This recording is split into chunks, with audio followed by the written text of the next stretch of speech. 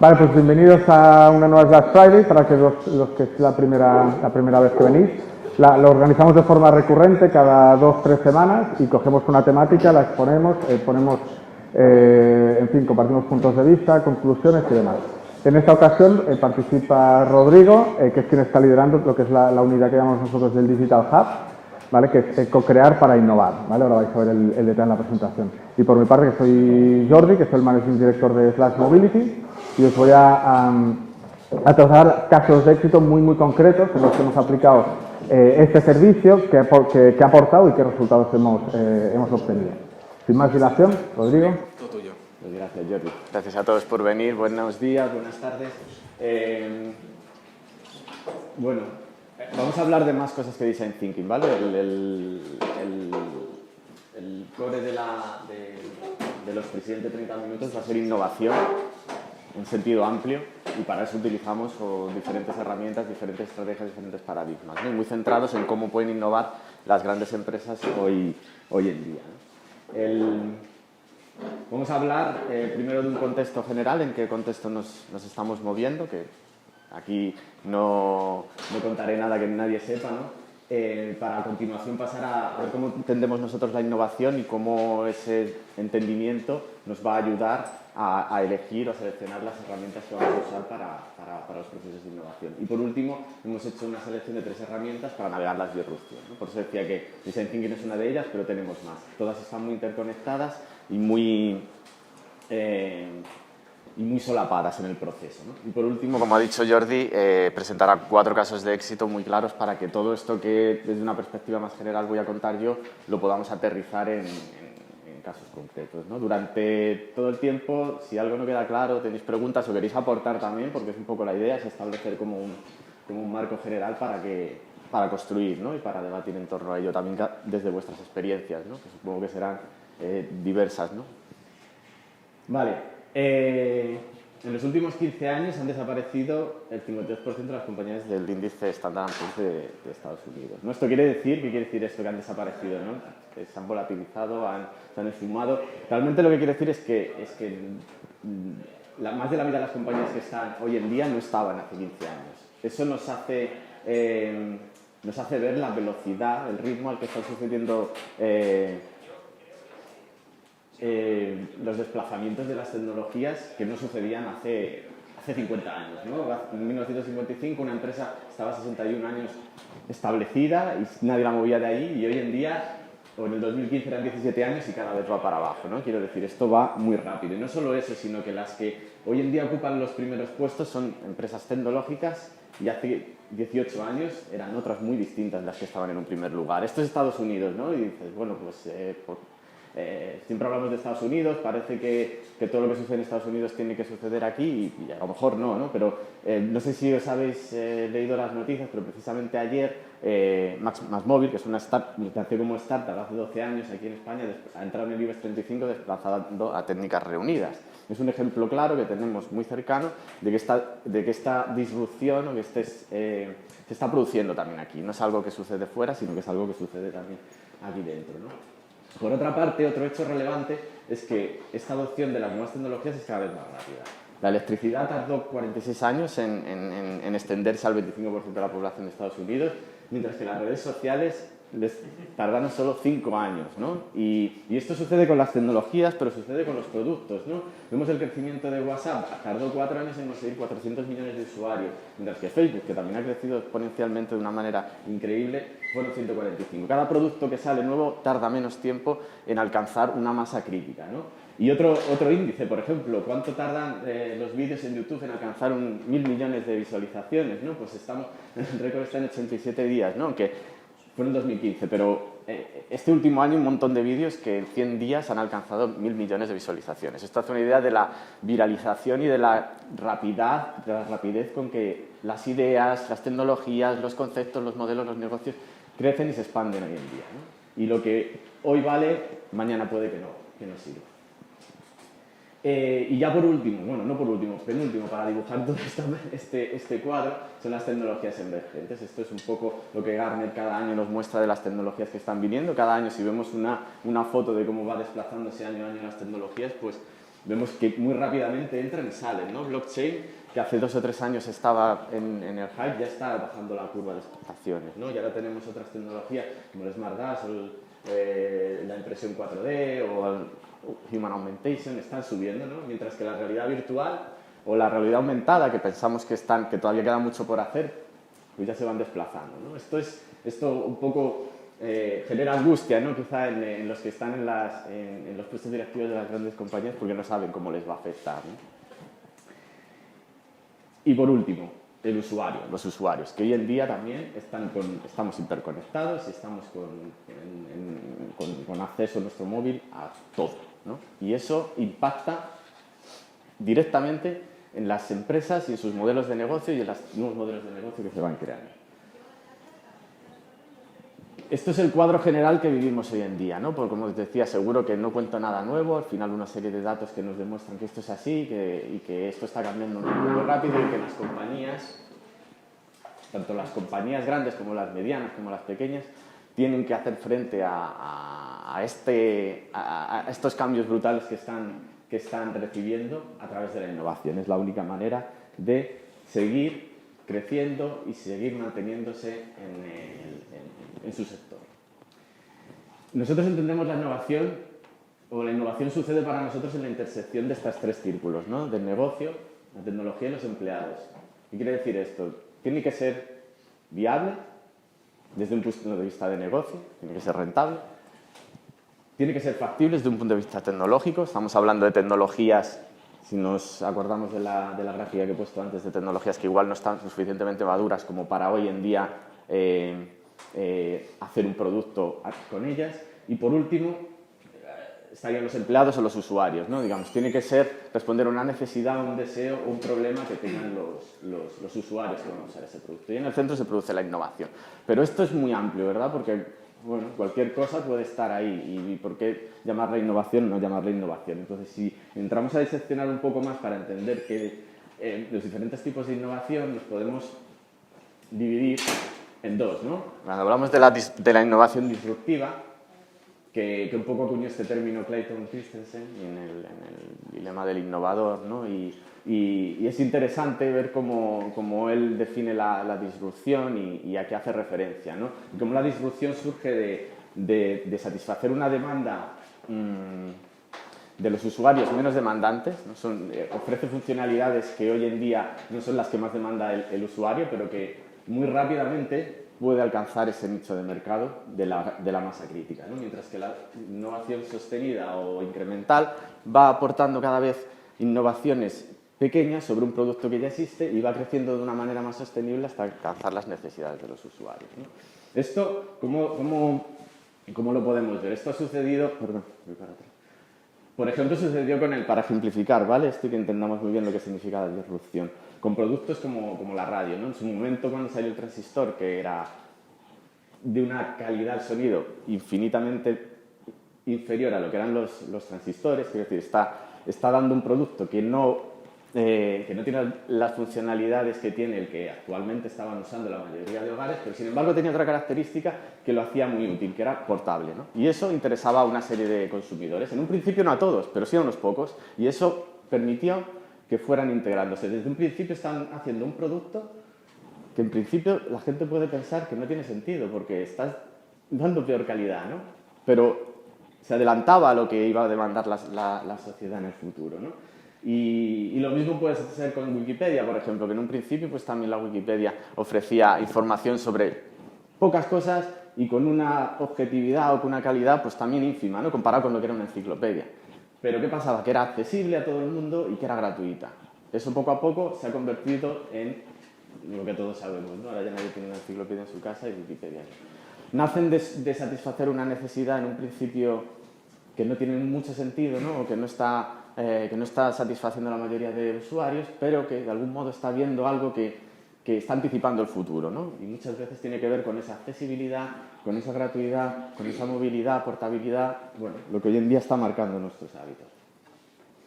Desde un punto de vista de una compañía, para entender cómo navegamos la innovación, es interesante o es útil utilizar esta matriz que nos explica cómo, por una parte tenemos aquí productos y por otra parte tenemos mercados o clientes, ¿no? Una compañía se sitúa normalmente en el core, su negocio central está aquí, ¿no? Tiene un producto que es el que funciona, que es el que le produce el 90% de sus beneficios. Y a partir de ahí va produciendo innovaciones o mejoras según va pidiendo el consumidor, que le reportan, bueno, un poco margen, ¿no? Va reduciendo costes, va aumentando un poco funcionalidades en función del mercado. Aquí al lado tenemos la innovación adyacente, que es decir, nos estamos acercando estamos incrementando esas funcionalidades del producto y por otra parte estamos accediendo a otros usuarios y a otros mercados, ¿no? Pero que están al lado, es el que está geográficamente al lado y que habla la misma lengua que nosotros, es el que está demandando unas funcionalidades muy parecidas, no está muy lejos. Y sin embargo tenemos más allá la innovación transformacional o disruptiva, que es la que ya nos abre a usuarios totalmente alejados del que tenemos hoy en día y nos abre a mercados y clientes y productos que no imaginamos. Entonces, este área es la que explicaba antes con la disrupción y es la que está afectando de manera muy marcada a las grandes corporaciones. Interesa ver cómo se sitúa una compañía y dónde destina sus recursos y dónde destina su estrategia. Porque eso nos va a marcar un poco su camino. Por ejemplo, a lo que me refiero, para que lo entendamos. Este es cómo hace Google las cosas, ¿no? Google y varias compañías más, ¿no? Destinan el 70% de sus recursos a este negocio central, ¿no? El 20% al adyacente y el 10% al transformacional. Esto, a ver, son números genéricos, ¿no? No tiene por qué ser así exactos, pero nos hacen una idea de que una compañía que está destinando, como muchas hoy en día, más del 90% de sus recursos a lo que hoy día tiene, no va a poder adelantar a estas compañías que ya están invirtiendo el 30% y más de su presupuesto en una innovación que va a llevarles a otro lugar que hoy no están. Los retornos que obtienen las compañías con cada una de estas inversiones son inversamente proporcionales. Lo que invierten en innovación disruptiva puede producirles, si invierten el 10, el 70, y si el 70 que invierten en la innovación del core central, un 10%. Vosotros venís de corporación, venís de empresa pequeña, de startup, un poco... ¿Alguien me puede decir qué porcentaje manejan en sus compañías en este tipo de innovaciones? ¿Freelance? ¿Somos freelance? Si se podría dar un ejemplo de esto, yo no lo capté muy bien esto último. Si podés dar un ejemplo. Esto me estoy refiriendo al presupuesto que una compañía invierte en innovación. ¿En innovación? ¿Y qué presupuesto está destinando a una innovación disruptiva?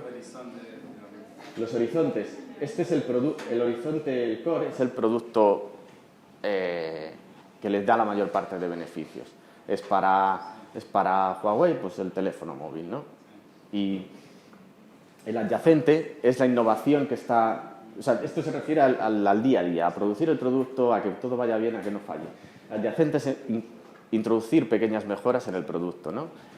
Y el horizonte 3 transformacional es crear cosas nuevas. Ahí es donde, un poco, y de aquí es de lo que vamos a hablar ahora, cómo creamos productos nuevos, modelos de negocio nuevos, servicios nuevos, sin desatender a las necesidades del negocio, que es lo que está dando de comer hoy en día.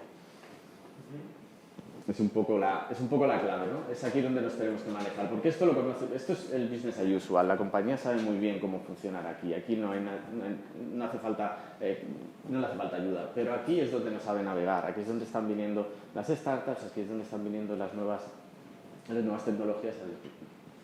Entonces aquí es donde vamos a ya entrar en materia y presentaros las 3 herramientas que nosotros estamos utilizando, herramientas o paradigmas o metodologías que estamos utilizando para ayudar a innovar. Por una parte está la innovación abierta, Open Innovation, el Design Thinking y el Lean Startup.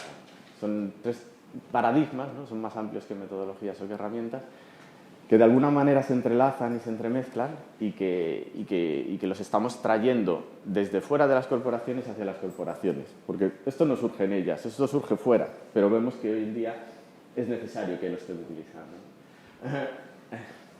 Hace 50, hace 20 años, hace 30 años era esto, ¿no? El pez grande se comía al chico, ¿no?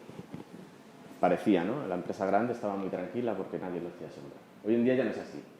Los peces chicos se comen al grande, ¿no? Esos peces chicos son las pequeñas startups, ¿no? En un estudio que se hizo con más de 100 corporaciones que colaboraban con startups, preguntaban a las startups y a las empresas qué pensaban unas de lo otro, ¿no? ¿Qué piensas tú de las corporaciones? Y a las startups, y las startups decían, son lentas, mucha burocracia, son grandes, dinero. Esto es lo que más nombraban. ¿Y las corporaciones qué opinaban de las startups? Innovación, agile, disrupción, rápida tecnología. Parecía que estas son las sexys, ¿no? Las atractivas. El modelo a seguir, las corporaciones se veían un poco, se ven como grandes dinosaurios y grandes y muy lentos, ¿no? Lentos, mucha burocracia. Entonces, ¿cómo podemos...? Nosotros pensamos que la solución no es que las startups se coman a las corporaciones. Yo creo que en un entorno como este, en el que está surgiendo innovación de manera autónoma e independiente por todo el mundo, lo interesante es llegar a situaciones como esta, ¿no? Plantearnos el navegar o el nadar de una manera conjunta, ¿no? Los más pequeñitos, los más grandes y los más medianos, ¿no? Alcanzar esas sinergias que realmente pueden proveer cada uno de ellos, ¿no? Y esto no es porque de una manera teórica podamos pensar que es así, sino porque si nos vamos a la primera imagen y al índice Standard & Poor's 500, ¿no? Que son las principales empresas mundiales, más de la mitad están trabajando con startups. Y si las dividimos en bloques de 100, estas son las 100 primeras del top, casi el 75%. Si nos vamos a las 10 primeras, las 10 están trabajando con startups. Es decir, es una muestra clara de que las que están arriba lo están por algo, no porque sí. Y uno de los elementos que hace que estén allá arriba es que están hablando con las startups y que están integrando esos nuevos modelos de innovación. Muy rápido, ¿por qué colaborar unas con otras y por qué esas sinergias realmente se producen, ¿no? Las startups consiguen al hablar con las corporaciones ventas, casos de éxito, aumentan los clientes, al final los clientes están en las corporaciones, todos tenemos contratada la luz con una gran corporación, tenemos un móvil con una gran corporación, ahí estamos nosotros, ¿no? Pero las startups pueden acceder a todos los usuarios a través de ellas. Y lo mismo a los recursos y el conocimiento del mercado que ya tienen, ¿no? Y sin embargo, las corporaciones van a acceder a proveedores más innovadores, se van a acercar más al usuario, porque aunque los usuarios estén con las corporaciones, realmente no hay una cercanía ni un entendimiento como el que hacen las startups, porque ahora presentaré uno de los métodos que se utilizan y que realmente se basan en conocer al usuario, ¿no? Es una manera que tienen las empresas de acercarse al usuario y de desarrollar nuevos productos y servicios en esa esfera de la disrupción. Vale, entonces aquí tenemos una manera de representarlo. Vamos un poquito más allá, ¿no? Esto es innovación abierta, sería salirnos de los límites que actualmente tenemos en nuestras compañías, ir un poquito más allá y ver qué sucede fuera, porque al final nada es cerrado, ¿no? Entonces tenemos la empresa y tenemos las startups, pero ¿qué pasa si vamos un poquito más allá y también metemos en nuestro ciclo de innovación, en nuestros procesos de innovación a los clientes? ¿Por qué no metemos también a los empleados que conocen bien la compañía, que son usuarios al final de nuestro producto también? ¿Por qué no introducimos a los proveedores o a los inversores que están invirtiendo en las startups, son nuestras propias compañías, a socios, universidades, centros tecnológicos? Bueno, podemos añadir ruedas y ruedas y ruedas y más ruedas de otros sectores similares y mezclarnos y formar lo que hoy se denominan ecosistemas de innovación. Al final, este es el siguiente paso que se está dando, es trascender un poco las fronteras y los límites de las compañías y de las empresas y de los individuos y establecer esas relaciones, ¿no? Y esas sinergias para ir un poquito más allá. Muy rápido el proceso que nosotros utilizamos para bajar todo esto a tierra, ¿no? Porque esto que estoy contando pues tiene bastante de teoría, pero que luego hay que bajarlo a tierra y en el día a día es donde se ve. Al final lo simplificamos como un proceso de un embudo, como en muchos casos, como el mismo embudo de marketing o de ventas, ¿no? Al final y ese embudo no está vacío. Aquí hay una serie de procesos y de personas implicadas en cada uno de los actos. Al final lo que tenemos son retos, ideas y necesidades de la compañía, ¿no? Tenemos un volumen inmenso. Es increíble las compañías, la cantidad de ideas que van generando sus empleados, que reciben de los usuarios, que a algunos se le ocurren. ¿Qué hacemos con todo eso, no? Miles y miles de ideas, necesidades, retos que no sabemos con cuál empezar, ¿no? ¿Cuál es el que tenemos que atacar primero? Para eso nos sirve esa matriz que presentaba al principio y con ella colocamos todas esas ideas y todos esos retos y oportunidades en las diferentes escalas. ¿Cuáles se sitúan en el core de la compañía y cuáles se sitúan más en la disrupción, ¿no? Y las vamos filtrando por cómo son más de factibles o de menos factibles en esos tres círculos que al principio pintaba, ¿no? Al final tenemos una serie de elementos que nos van a hacer cribar las ideas y decidir con cuáles vamos a empezar a trabajar. Y para trabajar con ellas, muchas veces la idea no es hacerlo solo, sino entrar con startups, entrar con universidades, entrar con los mismos empleados, trabajar conjuntamente en un proceso de co-creación que ahora explicaremos y que hará trascender un poco las ideas básicas concebidas y generar nuevos productos, nuevos modelos de negocio o nuevos servicios. Esto es un ejemplo muy esquemático de cómo están colaborando las empresas con las startups, ¿no? Y supongo que todos conoceríais las aceleradoras o las incubadoras, que es una manera que tienen las compañías de introducir a startups y de hacerlas crecer y de integrarlas en sus modelos, o pueden utilizar también más modelos clásicos de inversión, ¿no? Y en el inicio del funnel, que esto es lo que pintábamos aquí a la izquierda, serían estas labores de scouting o de hackathon. Es como accedemos a todas las startups que hay a nivel global y seleccionamos las que más nos interesan. De acuerdo, pues en Essential Open Innovations nos quedamos con la idea de que es trascender los límites y de las fronteras de la empresa y colaborar con el resto de agentes que están implicados. El Design Thinking. Vale, Design Thinking nació inicialmente como asociado para el diseño de producto, pero hoy en día se ha convertido en una metodología indispensable para la innovación. Se ha apropiado un poco de los diseñadores, se ha apropiado todas esas ideas y se han integrado al diseño más allá de modelos de negocio, de servicios y de startups en sí mismo, ¿no? Entonces hay 1000 escuelas, 1000 maneras de entender el proceso, 1000 diagramas, todos que son válidos, digamos, porque al final voy pasando diferentes escuelas y diferentes modelos que utilizan diferentes maneras de representarlo, ¿no? Pero bueno, en esencia, el proceso de Design Thinking lo que hace es llevarnos desde la incertidumbre a una certeza o una solución, ¿no? Tenemos un problema, está todo muy liado, no sabemos por dónde entrarle y mediante este proceso, gracias a una batería enorme de herramientas y de técnicas, nos vamos clarificando, vamos desenmarañando la maraña y vamos obteniendo unos insights o revelaciones que nos dicen por aquí tenemos que ir, ¿no? Y al final nos llega una solución. Nosotros utilizamos la metodología de doble diamante, todas esas que hemos ido, cada uno pues también intenta adaptarla a su realidad, a sus necesidades y a lo que va funcionando, ¿no? Y esta es la metodología que utilizamos aquí y que nos sirve, que básicamente son dos ciclos de divergencia y de convergencia. Al final es un proceso que abre la mente y que va cerrando, abre y va cerrando, ¿no? Y siempre iniciamos con una pregunta o un reto, un problema, una necesidad que queremos resolver para llegar a una solución. Una solución que no es definitiva, que es inicial, que es una hipótesis, que es esto creemos que puede ser así y a partir de ahí lo tenemos que probar.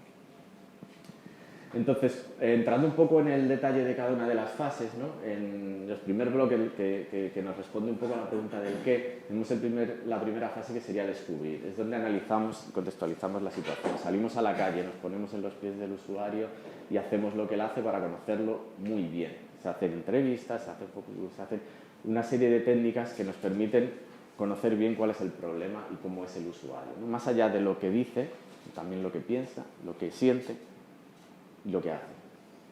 En la segunda fase entraríamos a definir. Aquí el objetivo es definir ese reto. La primera es divergencia, estamos abriendo el funnel, estamos conociendo, estamos cogiendo un montón de inputs. Y luego todo eso lo tenemos que ordenar y categorizar y ir metiéndolo por el embudo, digamos, para obtener esos insights que nos hagan definir bien el reto, cuál es el problema. Que al principio pensábamos que era uno, pero después de investigar a la gente descubrimos que el problema es otro, ¿no? Y que va más allá. Y cómo definamos ese reto va a ser clave para encontrar una solución realmente innovadora y no quedarnos en la superficie.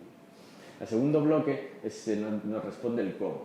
Son dos fases igual de abrir y de cerrar. En la primera ideamos, abrimos, dando respuesta a ese reto empezamos a crear. Estos procesos, uno de los elementos claves es la co-creación, la creación colectiva. Al final se reúnen a varios actores que conocen bien el problema y con esas herramientas digamos, los ayudan o los impulsan a generar esas ideas, esa innovación. Aquí abrimos y la base también es no juzgar, es idear sin límite y sin control, ¿no? Generar miles de ideas para luego sí que hacer una selección de cuáles son las mejores, priorizar cuáles son las más factibles y quedarnos con una que, como decía antes, va a ser una hipótesis, no va a ser una solución. Aquí no se da nada por sentado y la base es ensayo y error, pero vamos a tener un proceso que nos va a ayudar a desenmarañar todo ese lío que teníamos al principio y ver un poco de luz hacia dónde tenemos que tirar, ¿no? Y al final del proceso salimos con un plan de acción claro, con un prototipo, ¿no? Con una idea muy simple que nos va a servir para validar si la solución que habíamos pensado es correcta o no. Veremos luego cómo se integra todo esto en los procesos de innovación, porque esta parte de Design Thinking, como decía, está integrada en el funnel que os explicaba anteriormente, ¿no? Es una de las primeras fases para conseguir que todas esas ideas que tenemos priorizar cuáles son las que vamos a trabajar. Por último, Lean Startup. ¿Conocéis Lean Startup? Sí. Vale. Una frase de Steve Blank, que es uno de los padres de esta metodología o en general de poner un poco de orden en el proceso de generación de una startup, lo llama una organización temporal usada para buscar un modelo de negocio repetible y escalable. Me gusta esta definición porque trasciende un poco la idea que tenemos de startup y nos la permite traer al mundo de la corporación. Al final, es una organización temporal. Puede ser una prueba de concepto, puede ser un piloto, puede ser lo que queramos, ¿no? Es una manera de probar algo, no tiene por qué ser una startup ajena, sino lo podemos traer ahí. Y de eso estamos haciendo, trayéndonos esta metodología que surge como una herramienta para validar hipótesis de negocio que no están probadas, nos la traemos a los procesos de innovación. Básicamente tiene tres elementos claves el Lean Startup. Lanzar una hipótesis, que la vamos a obtener del proceso de Design Thinking. Esa hipótesis la vamos a construir. El prototipo, una prueba de concepto, un producto mínimo viable, lo que queramos. Algo que nos vaya a servir para salir a la calle, enseñárselo al usuario y sacar feedback, saber si funciona o no funciona. Ese es el testeo. Con esa información que la vamos a medir, que vamos a saber si funciona o no funciona, vamos a volver otra vez adentro de la oficina y vamos a ver qué cosas hay que mejorar, porque seguramente no hayamos acertado, probablemente no hayamos acertado en nada, pero nos vamos a tener ya muchas pistas para cómo tenemos que reconstruirlo. Y lo volvemos ahí aprendemos, y lo volvemos a construir. Lanzamos otra hipótesis, es un ciclo iterativo, vamos dando vueltas y vueltas y vueltas hasta que al final damos con la solución. Es una manera de equivócate pronto y rápido, ¿no? Al final no son... Lean Startup surge inspirándose en Lean Manufacturing, ¿no? que era de las empresas de la fabricación de coches en Japón, y cómo desarrollaron una metodología muy similar a esta, en la que esta precisamente se inspira para ahorrar costes en los procesos de fabricación, ¿no? Y esta es un poco la esencia. En vez de estar dos años diseñando un producto, sacarlo al mercado y hemos llegado tarde porque ya no hay usuarios, ya hay algo que nos ha superado, salimos en un mes o en una semana y vamos ganando conocimiento de usuario poco a poco. Al final lo que buscamos es lo que llama el Product Market Fit, es el encaje entre producto y mercado. Nosotros pensamos, tenemos la idea de feliz que este producto va a triunfar en el mercado, pero esto no lo sabemos, ¿no? Y probablemente no triunfe, ¿no? Es lo más habitual. Entonces la Lean Startup nos da esta metodología que nos permite validar el problema, porque salimos a preguntar a los usuarios. Utilizamos Design Thinking para toda esa información que tenemos del usuario, aterrizarla en cuál es realmente el problema, validarlo otra vez con usuarios, validar qué solución puede dar solución al problema, validarlo con usuarios y así sucesivamente. Y siempre volviendo otra vez a este ciclo de iterar, de aprender, de analizar y de volver a construir. Y todo esto se puede resumir en esta diapositiva, ¿vale? Este es el esquema del proceso donde se juntan el Design Thinking y un Startup. Y por último, que no voy a entrar en ello porque no era tampoco la temática de esta charla, es Agile, ¿no? Al final la construcción de los productos tecnológicos utilizamos metodologías Agile, ¿no? para también iterar y ir construyendo poco a poco en fases, ¿no? En definitiva es un ciclo que nos va haciendo que nos podemos quedar aquí todo el tiempo que sea necesario hasta que lo validemos y a partir de ahí construimos, y construimos, y construimos, y construimos. Y ya está. Este ha sido hasta aquí. Esta es la fase de la parte de contextualización. Si tenéis alguna pregunta, quizá ha ido muy rápido, ¿verdad? No sé si ha quedado alguna cosa que no haya quedado clara, que queréis hablar o que queréis comentar vosotros cómo lo veis o que no estéis de acuerdo, que digáis que no. Sí. Una pregunta, en cuanto a la interpretación de las herramientas de cada una de las metodologías, ¿cómo hacen para que sea compatible, digamos, más allá de una cuestión cíclica en el tiempo? Sino, ¿cómo integrarlas en el mismo momento? Claro, ¿te refieres al design thinking y a Lean Startup? O alguna otra más que lo integrale.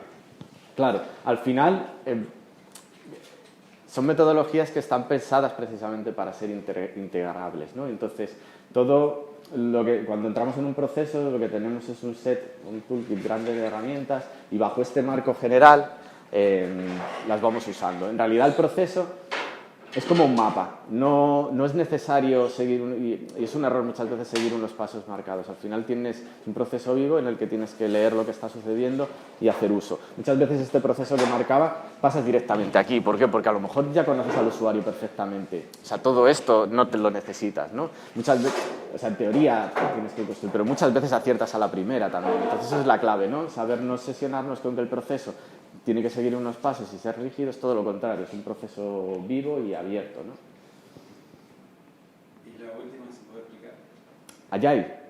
Sí. Sí, bueno, Agile seguramente te pueden contar aquí mucho mejor los ingenieros que lo utilizan, pero se puede aplicar también a todo, al desarrollo software, pero se puede aplicar también a cualquier manejo de proyectos. Al final es establecer, definir muy bien todos los pasos que tienes que dar para construir lo que tienes que construir, para llegar a donde tienes que llegar y separarlo en bloques. Primero coges el bloque de lo más prioritario, las funcionalidades, si estamos hablando de un producto tecnológico, las funcionalidades más prioritarias, más básicas, y esas son las que construyes en primer lugar. Una vez estén construidas, las devuelves al usuario. El usuario te da feedback y con ese feedback puedes seguir integrando el resto de funcionalidades, que a lo mejor ya no son las mismas que tú habías previsto, sino las que vas integrando. Entonces, es un desarrollo de producto iterativo. En vez de diseñar desde el principio cómo va a ser el final, vas haciendo un primer paso, como en mente hacia dónde quieres llegar, pero así es más difícil, es más fácil no equivocarte, ¿no? Porque pasa menos tiempo, estás validándolo continuamente con el cliente y puedes incorporar todas las mejoras que te van a poner. Lo mismo para un proceso de innovación igual, si te fijas, todo este concepto se basa mucho en eso, ¿no? En no planificar a largo plazo, sino hacer pequeños bloques que nos van ayudando a construir el siguiente. ¿Hay algunos problemas o riesgos que has encontrado en la implementación de design thinking con otras empresas o con Problemas o riesgos a la implementación de la metodología. Bueno, a ver, lo principal,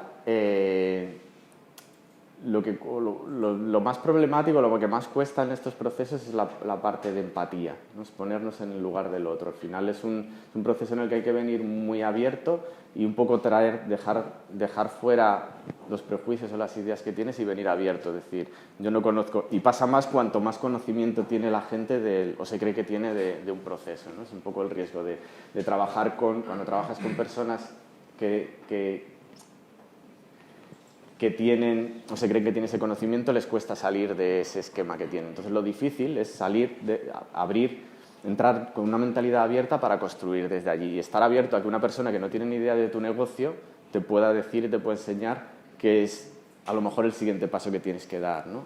Es un poco quizá cuando trabajas y mezclas a varios actores y gente de diferentes backgrounds y rangos, ¿no? que ponerlos a todos al mismo nivel. Pero lo bonito es que sucede, ¿no? y que realmente si la gente viene con esa mentalidad abierta se construye. Justamente yo quería aportar algo, que yo tuve un taller de Design Thinking y bueno, lo que menciona que no podías decir que no a nada. O sea, fue un ejercicio que hicimos donde nos plantearon un problema y teníamos que decir soluciones por más absurdas que sean. Por ejemplo, no sé, vamos a construir algo que vuele hasta la ciudad, no sé, algo Sí, absurdo. sí, sí, sí. Había que tirar todo, porque de ahí después salen otras Claro, ideas. claro. Y justamente cuando empezaron a leer, una persona levantó la mano y dijo, no, eso es imposible. Y ahí el que nos daba la clase dijo, ven, eso es lo que no hay que hacer. Claro. Sí, sí, la base es no juzgar, al final es que todo el mundo esté también, bueno, pueda sentirse libre para dar ideas, precisamente que pueden parecer muy locas, pero que nos pueden llevar a la solución. Claro. Claro. ¿Cómo planificáis la fase de design thinking en un proyecto? ¿Cómo la planificamos? En el tiempo.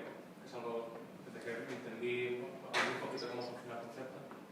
Me cuesta ver cómo aplicarlo a diferentes proyectos y cómo así estandarizarlo, ¿no? Claro. Que cada uno es su padre y su madre. Claro. Pero Aquí varía un montón dependiendo del proyecto y las circunstancias. O sea, cada fase se puede... Por ejemplo, la primera fase es mucho de salir fuera a investigar. Ya entrevistas con usuarios, observación en campo. Entonces, esa fase puede ser todo lo larga o corta que quieras, o puede no existir porque ya tienes información previa. Entonces, te la saltaría.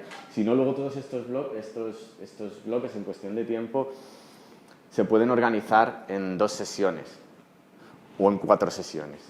Normalmente funcionamos con un primer bloque de una sesión que tratamos el primer bloque y otra sesión que tratamos el segundo bloque, pero depende de la profundidad que quieras adquirir del tema, pues puedes seccionarla aún más, ¿no? Y como decía, muchas veces no es o sea, al final tienes que hacerlo en cada proyecto pues a medida, porque cada uno tiene unas circunstancias y como no es un proceso que es una receta, sino que tienes que tú leer lo que ya tienes y lo que te falta y cómo lo integras, pues ahí es donde entra una variabilidad tremenda, ¿no? Y muchas veces también si implicas a cómo se quieren implicar los actores, o sea, los clientes o la empresa, cómo quieres implicar a los usuarios y cómo quieres hacer el proceso de profundo o de menos profundo. eso dificulta mucho, cómo vendérselo al cliente. Claro. Pero bueno, básicamente tienes un esquema básico, un paquete básico que son los 2 workshops que te sirven para construir todo lo demás. Y a partir de ahí, esto lo que normalmente el design thinking lo que te da, o ese proceso de design thinking lo que te da es una idea de ese prototipo, ese producto, y todo el proceso, o sea, al final lo más grande viene después, ¿no? Eso lo que nos hace es, cuando no tiene, muchas veces los proyectos empiezan después porque el cliente tiene claro lo que quiere, ¿no? Pero si no lo tiene claro, bueno, rara vez lo tiene claro realmente, ¿no? Porque no conoce bien al usuario, pero es una manera de ayudarle a tenerlo claro para luego desarrollar el siguiente fase. Entonces, de algún modo se puede estandarizar bastante esta primera fase porque ya normalmente partimos de proyectos que tienen una gran cantidad de material, ¿no? Simplemente es poner juntos a todos los actores en el mismo lugar y ponerlos a trabajar. Te hago la pregunta y te explico también por qué. Bueno, para cada paso hay especialistas para eso. O sea, por ejemplo, a la hora de hacer las pruebas. Yo puedo entender esto muy bien, está bárbaro, pero después yo lo sé hacer. Claro. Sí, sí. Debería contratar a alguien para que haga la investigación. En el caso de ustedes, por ejemplo, Claro. ¿cómo lo resuelven? Claro, claro. En cada una de las fases tiene sus especialistas, como viste. Están diseñadores, sobre todo que trabajan en la parte más de conocimiento de usuario, diseñar la herramienta y dinamizar. La primera fase también la pueden ver de entrevistas. Evidentemente necesitas un equipo especializado que sepa hablar con el usuario y sacar insights de ahí. A partir de ahí, para construir y validar, también necesitas otro equipo. Necesitas desarrolladores, necesitas... Y en el caso de ustedes, la parte de prueba, ¿cómo la resuelven? El testeo. La de testing. Sí, igual podemos pasar. Casos de uso. Sí, y luego clarificamos el tipo de dudas. A ver cómo lo ves. Vale, pues bueno, me he anticipado. Vamos a ver casos de éxito, ¿vale? O casos de uso reales que hemos aplicado aquí en Slash. y en el que hemos acompañado al cliente en este proceso de innovación, ¿vale? Entonces, cogiendo el hilo de lo que comentaba Rodrigo, lo he intentado simplificar lo máximo posible, ¿vale? Al final partimos en todos los casos de un reto muy concreto, ¿vale? Y en el que hay un proceso en el que acabamos dando una solución, ¿vale? Solución, aquí tenemos que, en fin, no tenemos que caer en la tentación de pensar en un proyecto o en un producto, pueden ser muchas cosas, ¿vale? Lo que es importante es que todo este proceso, que es el valor que estamos aportando, nos da una solución para esa compañía y su idiosincrasia, ¿vale? Que aquí es donde está el tema. Y contestando también a la pregunta de cómo vender este servicio, ¿vale? Yo creo que es un error caer en vender esfuerzo, ¿vale? Yo creo que aquí lo interesante siempre es vender el beneficio que te va a aportar esta metodología, porque al final, si tú coges un proyecto, el porcentaje de esfuerzo que va a representar es mínimo, pero el impacto que tiene en el éxito de este proyecto es muchísimo mayor, ¿vale? Entonces, el primer caso, bueno, no he puesto nombres y apellidos de las distintas empresas porque hay, bueno, algunos de ellos un poco delicados, ¿vale? El primer proyecto que os quería comentar, se trata de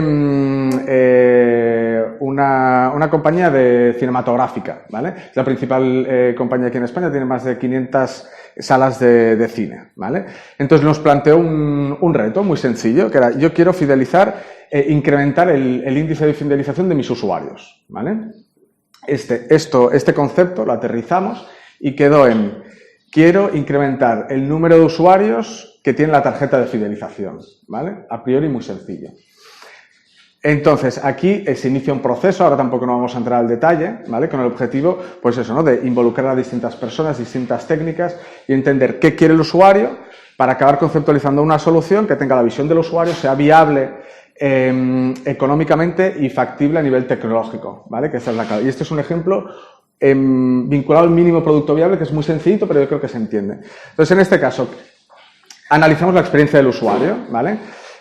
Hay muchos casos de uso y muchos matices. Uno de ellos, más del 50% de los usuarios se sacan la tarjeta de fidelización en taquilla, ¿vale? Lo típico, tú vas al cine, te atienden, ¿qué tal si te sacas la tarjeta de fidelización? Y tú, ok. Y el proceso consiste en, una vez te dan de alta, te llega un mail, ¿vale? Tú lo validas y por arte de magia, pues tienes ya la tarjeta de fidelización digitalizada, ¿vale?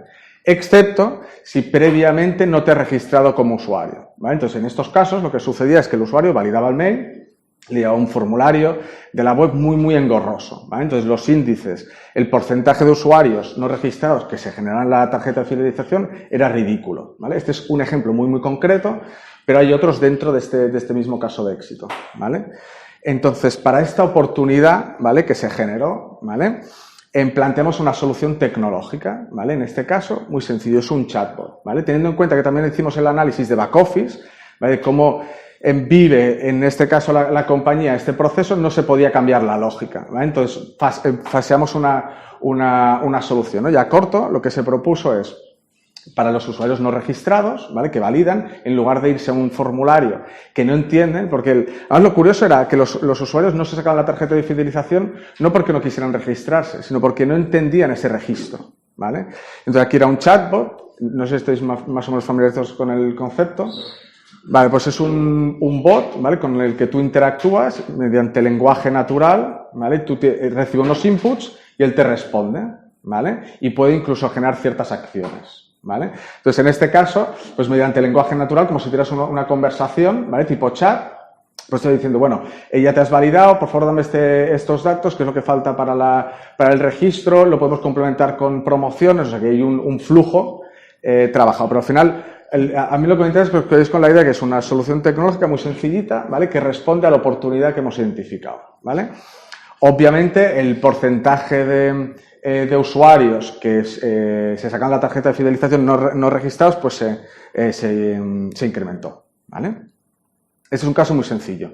Ahora un caso un poco más complejo, ¿vale? En este caso es una empresa de iluminación, también referente, más de 40 años de historia y, bueno, ha innovado a lo largo es decir, está familiarizado con la innovación, ¿vale? Entonces, bueno, sus principales características son que cubren todo el ciclo de fabricación, ¿vale? Esto es importante, tanto lo que es el diseño como la fabricación, todo lo gestionan ellos y están orientados tanto a particular, es decir, iluminación para particular, como iluminación para grandes superficies, ¿vale? Entonces, nos plantea un reto que es vender más, ¿vale? Así, sin más. Bueno, lo habitual, lo que quiere todo el mundo, vender más, ¿vale? Que esto, lo mismo, trabajando el reto, pasó a ser, bueno, vender más a grandes superficies, ¿vale? Mediante nuevos servicios. Entonces, aquí hicimos el mismo ejercicio, analizamos los distintos stakeholders, ¿vale? Internos, es decir, el comercial que va a vender la iluminación a grandes superficies, qué retos se les planteaba, qué discurso, qué argumentos de venta estaban utilizando y por otro lado también, evidentemente, el cliente, ¿no? En este caso, pues, cuál era el interlocutor, qué motivaciones tenía para decantarse por un proveedor u otro, etcétera, etcétera. Esto evidentemente es un proceso, ¿vale? Entonces aquí hubo en este caso lo mismo, ¿no? Un ejemplo muy, muy concreto.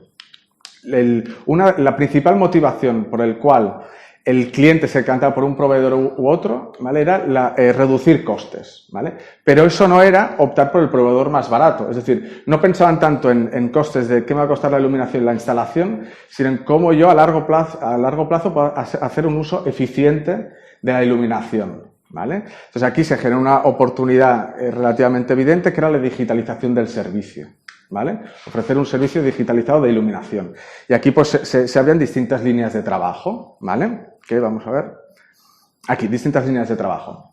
Desde consultoría tecnológica como tal, ¿vale? Al final ellos tenían claro que el desarrollo del hardware que necesitaban no era el core de su negocio, pero tampoco no se querían casar con un proveedor, ¿no? Entonces aquí había cierta consultoría para analizar protocolos de comunicación que fueran homogéneos, ¿no? Y que ellos tuvieran esa libertad a la hora de optar por un proveedor u otro. Radar de startups o partners, ¿no? En ese sentido, pues aquí lo que interesa pues, es disponer de una plataforma en propiedad, que la propiedad de los datos fuera también de la compañía, que esta plataforma fuera integrada en su infraestructura, que fuera relativamente flexible con sus protocolos de comunicación. Y aquí no tenía ningún sentido hacer un proyecto a medida, sino lo que tenía sentido en este caso, ¿no? Y lo que estaba comentando antes Rodrigo, es hacer un análisis de distintas startups que tienen esto solucionado y cómo lo podemos integrar, ¿vale? Y por último, el desarrollo de software. Bueno, no lo último, de hecho, era algo bastante curioso, también se buscó un partner a nivel comercial, es decir, también, a lo largo de este proceso la propia compañía se dio cuenta de que los comerciales que están vendiendo sus productos, proyectos, no tenían los conocimientos para vender tecnología, ¿vale? Con lo cual también se hizo un análisis de potenciales partners que pudieran comercializar este tipo de solución tecnológica, ¿vale? Esto está en marcha, por así decirlo. Otro caso, hay dos casos más. Bueno, es un club de fútbol, ¿vale? Entonces, en este caso, el reto que nos planteó es incrementar la satisfacción del socio, ¿no? Al final, el socio es el propietario del club y bueno, y es lo más importante, ¿no? Y sobre todo cuando se acercan las elecciones. Entonces, lo que se pretendía era incrementar el índice de satisfacción, ¿vale? Entonces, en este caso, se analizó, bueno, en primer lugar, el socio, ¿vale? Porque hay tipologías varias de tipo de socios. Si tenéis dudas, Laura os lo podrá clarificar. Tenemos distintas categorías en función de la edad. Hay senior, infantil, si es abonado o no abonado, por sección. Es decir, es bastante complejo, ¿vale? Y cada tipo de socio pues tiene distintas necesidades, distintas motivaciones, etcétera, etcétera. Entonces voy a comentar algunos pain points, ¿no? Analizando esta experiencia de los distintos usuarios, qué oportunidades se generaron, ¿vale? Para luego ver qué soluciones se propusieron para dar solución a estas oportunidades, ¿vale? En primer lugar, el acceso al campo, ¿vale? Es decir, era uno de los puntos más delicados para el socio. El acceso al campo no estaba digitalizado o no del todo optimizado y, por lo tanto, en fin, era un engorro, ¿vale? Luego, relacionado también con este punto, era la gestión de incidencias al acceder al campo, ¿vale? Lo que tiene una oficina de atención al usuario, ¿vale? Que está físicamente allí y, evidentemente, se generan problemas de acceso cuando hay un partido, ¿vale? Entonces, lo que sucedía es que tú ibas a entrar, ¿vale? Al campo, te daba un error, tenías que irte físicamente a otro lugar donde había una cola exagerada para luego volver a hacer cola y entrar al campo. Esto, evidentemente, pues generaba también muchísima insatisfacción al usuario, ¿vale? Luego, el club se dio cuenta de que los socios no liberaban el asiento, ¿vale? Y esto era, evidentemente, una coste de oportunidad para el club, porque al final la liberación de asientos tiene impacto en la imagen de marca, pero al final el campo está más o menos vacío y luego también es una fuente de ingresos, ¿vale? Sin embargo, los socios en este caso no es que no no quisieran liberarlo, sino que era uno difícil, ¿vale? Al final todos acababan cogiendo el teléfono y llamando a una centralita. No tenían visibilidad de si estaba liberado o no, no tenían visibilidad de si algún socio lo había aprovechado, ni tampoco se estaba dando visibilidad de cuál era el retorno que podía tener el socio, ¿no? Es decir, un premio, ¿no? para motivar esa liberación. Y luego, por último, teniendo en cuenta las distintas tipologías de socio, esperaban un servicio personalizado, ¿vale? Más o menos son 4 de las muchísimas oportunidades que se identificaron en su momento. ¿Qué solución se planteó y de hecho se ha ejecutado? Una es el desarrollo de una solución mobile, ¿vale? Unificada, orientada al socio, que para dar solución a los dos primeros problemas que hemos visto es, uno, digitalizar el acceso, ¿vale? Y luego una primera capa de atención y resolución de incidencias, ¿vale? Al final es la regla del 80-20.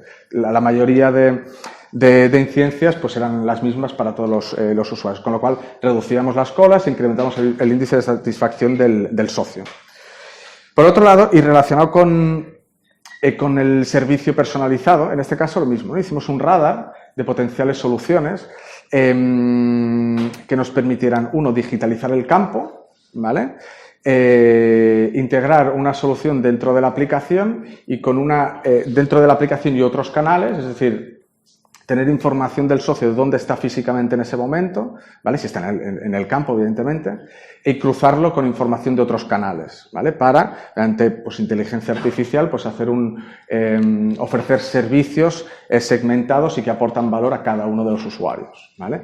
En este caso, evidentemente, tampoco no tenía ningún sentido hacer un proyecto a medida, ¿vale? Por lo tanto, lo que se propuso es integrar una solución, ¿vale? Tanto de digitalización del campo como un SDK que está a día de hoy ya en la aplicación, ¿vale? Hasta aquí no sé si tenéis alguna duda, alguna curiosidad. Entiendo que no, por demás vamos justos de tiempo, ¿no, Mónica? Vale, pues acabo. El último. En este caso es para un fabricante de teléfonos móviles, entre otras cosas, ¿vale? Y es relativamente distinto a los otros 3 casos que hemos visto. Aquí lo que nos planteó es el cliente quería hacer prototipos, ¿vale? Pruebas de concepto en el que se integrara sobre tecnología 5G, ¿vale? Y para eso lo que habían definido son distintos casos de uso, ¿vale? Que vamos a ver aquí, perdonad, donde podría aplicar, ¿vale? Entonces, ¿en qué consistió nuestro trabajo? Nuestro trabajo consistió en hacer un proceso de co-creación, ¿vale? En el que identificar qué casos de uso, en priorizar estos casos de uso, ¿vale? Aquí vemos los casos de uso que se priorizan y sobre los que luego se trabajó el prototipo, ¿vale? ¿Qué casos se priorizaron? Pues es aplicar tecnología 5G a robótica, al coche conectado, realidad aumentada, alta definición, lo que veis aquí, ¿vale? Una vez tenemos priorizados estos casos de uso, ¿vale? Para la elaboración de prototipos, aquí también hubo un ejercicio de caso por caso, analizar qué potenciales startups, ¿vale? Tenían un producto o una solución que nos pudieran permitir desarrollar ese prototipo, ¿vale? Es también pues, un ejemplo de otro tipo de solución, ¿vale? Que también es viable y factible, que tiene un objetivo, en este caso validar una tecnología, pero que el proceso, aunque conceptualmente es el mismo, pues se utilizan otro tipo de herramientas, perfiles y demás. Y hasta aquí los casos de uso y de éxito. No sé si tenéis lo mismo, alguna duda, alguna consulta, algo que queráis compartir, no solo de los casos de éxito, sino también de lo que ha venido comentando Rodrigo. Sí. Una pregunta. En esos centros, ¿quién gesta estos proyectos? ¿Son personas dentro de las empresas o son personas afuera que gestionan todo el proceso de innovación? Uh-huh. ¿Quién gestiona la solución, no? Sí, el design thinking y todo el proceso para encontrar vale. un producto activo. En lo que es el proceso, ¿vale? El liderazgo, en este caso, lo asumimos nosotros o un perfil experto, ¿vale? A lo largo de todo el proceso participan distintos stakeholders, distintos tipos de usuario, distintos tipos de personas y se utilizan distintas técnicas en función de cada de cada proyecto, ¿vale? Pero habitualmente lo más estándar es que participe el propio cliente, ¿vale? Es decir, de distintos departamentos, porque cada departamento tiene su propio interés, lo típico, ¿no? El cliente final y luego, pues, eso para aportar también visión tecnológica, pues perfiles muy concretos, depende de cada caso, ¿vale? Luego, a la hora de llevar a cabo la solución, me sabe mal porque no hay una respuesta en concreto, también depende de cada caso. Es decir, si al final lo que se acaba conceptualizando es un proyecto, es algo que puede ser externalizable, ¿no? A un proveedor. Pero en algunos casos es la elaboración de un equipo, ¿vale? Y habitualmente pues, son equipos mixtos en los que al final lo acaba gestionando o reportando al cliente, depende. Claro. ¿Vale? Y no es fácil de encontrar un equipo que No, claro, no. un proceso con éxito. No, por eso hay gente que se gana la vida con nosotros pues, buscando este tipo de perfiles. Pero sí, no es fácil, ¿no? Vale, perfecto. ¿Sí? Pues hasta aquí. Ah, sí. Acá en el Slash Mobility, más o menos cuántos son, digamos, para saber un poco más del... Vale. Somos en torno a 50-60 FTEs, ¿vale? Unificando las tres grandes unidades de negocio que tenemos, ¿vale? Tenemos la unidad de proyectos, ¿vale? Que son proyectos tecnológicos, mobile. Luego talento, que es lo que estamos comentando, ¿vale? Que es la búsqueda de talento para la generación de equipos, simplificándolo mucho. Y por último tenemos producto, ¿vale? Entonces dentro de proyectos tenemos todo el ciclo de vida, ¿vale? Y lo que estamos viendo es la primera de las patas, ¿vale? Son personas a full time. Sí. Vale, genial. Pues muchas gracias y, en fin, que hacemos las fases de forma recurrente, que recibiréis la invitación en breve, ¿no? ¿Al siguiente? Genial, pues muchas gracias.